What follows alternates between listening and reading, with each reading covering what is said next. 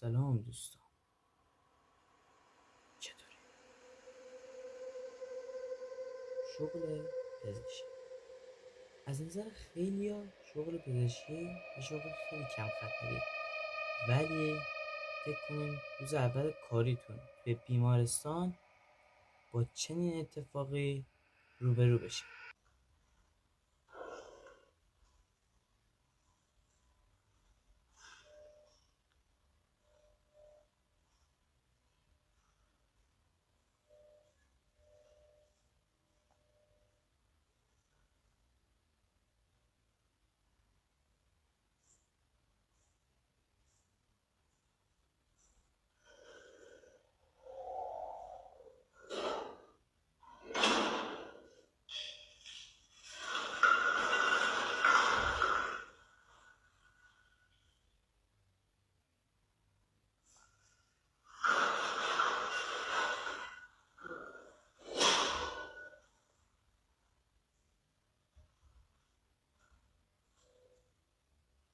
شما دیدین که پزشک که تازه استخدام شده بود تو بیمارستان، آخرای تایم کاریش بود که خواست دیگه بره خونش، چه اتفاقی واسش افتاد؟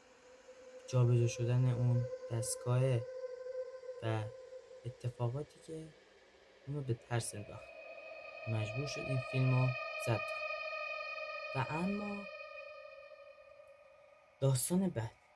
داستان بعد مربوط به چند ولاگری میشن که میرن داخل یک بیمارستان متروکه‌ای که دیگه قابل اینکه بیمار مثلا بگیره نیسته، و وقتی میره داخل اونجا و ولاگش رو ضبط میکنه، بیاین ببینیم فقط با چه فیلمی مواجه میشه. Carlos, si se sienta la vibra chido. Allá, pues ya fue el pedazo que hicimos. Ah, cabrón. ¿Lo alcanzaste a ver? از این فیلمی بود که حتما باید واسه شما یه چالش حتما از خون متروکه یا یه جایی وسط متروکه بذارید. پس حتما این کامنت های این ویدیوی منو بکن. و فیلم سوم مربوط به یه زنی به نام آنا میشه که این آنا تصادف میکنه و میره به بیمارستان، و وقتی بعد از مدتی که حال روحی آنا خوب میشه و میخواد از بیمارستان مرخص بشه، متوجه یه چیز عجیبی میشه و دوربین گوشیشو برمیداره تا فیلم رو ضبط کنه. و حالا شما بیاین که چه فیلمی رو ضبط کرده و به تمام مردم جهان در سراسر اینترنت پخش کرده. و یه فقط به این فیلم رو ببینید. Y estaba solo. Pero mira lo que grabó debajo de su cama.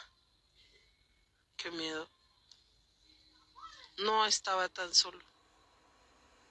شما فیلم رو دیدین که وقتی آنابل زیر تختش رو نگاه میکنه 2 پا میبینه، ولی وقتی که دیگه پا میشه دیگه پا اصلا انسانی نمیبینه و اونجا یک ذره ترس اونو فرو میگیره. و اما فیلم آخر مربوط به یه مردی میشه که داشته از خیابون رد میشده و تو حال و هوای خودش بوده که میبینه چراغ آبرچی چشمک میزنن و دوربین رو برمیداره و با این فیلم مواجه میشه.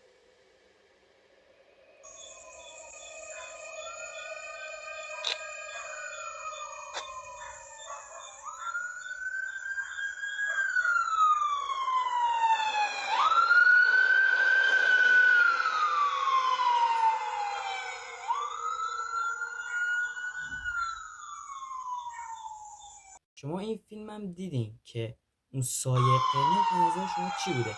حالا فیک بودن یا اصل بودن این فیلم ها به عهده شما میسپارم. حتما فیک بودن یا اصل بودن اینا تو کامنت ها به من بگین. این ویدیو منم لایک کنین، چنل منم سابسکرایب کنین. من حتما ویدیو جدید، چون تازه این 2 ویدیو قبلی من استارت واقعی نذاشته، ولی این 2 تازه رو دیگه استارت این از این به بعد استارت واقعی رو زدم و دیگه چنلم رو میخوام توسعه بدم. پس پیج ما هم این بالا میاد، حتما دنبال کنید از اونجا. امری نیست تا فیلم های بعد. بدرود. Qué lindo ver eso.